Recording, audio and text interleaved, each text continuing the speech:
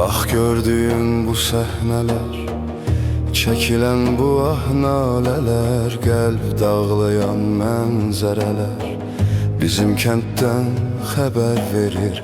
Boçalıdan, daşlı təpədən xəbər verir. Baxdıq kədəm,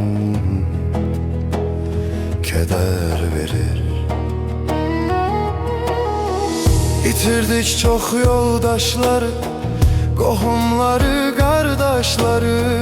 Tökülən bu göz yaşları bizim kənddən xəbər verir. Orta məhlə mollalardan yavaş yavaş xəbər verir. yaxınlaşdıran Baxdıqca qəm, Allah'ın evine. kədər verir. Novruzludan xəbər verir. Baxdıqca qəm, kədər verir. Tənhalıqa olduq yoldaş, nə dost qaldı, nə də qardaş. Həzin külək yavaş yavaş bizim kənddən xəbər verir. Hümbətlərdən xəbər verir. Baxdıqca qəm, kədər verir.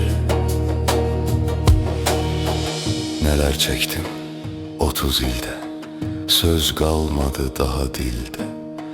Solan güllər bu fəsildə bizim kənddən xəbər verir.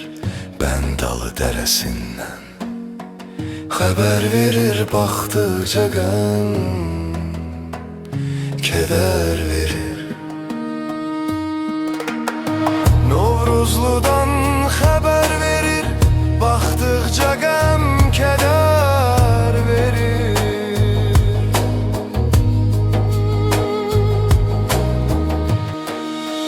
Yenə yağar yağışlarım, yenə çalar çaman tarım.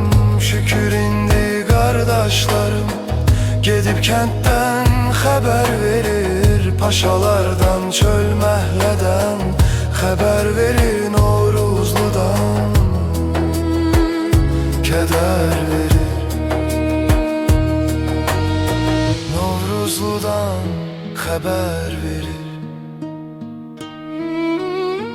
Baxdıqca qəm, kədər verir.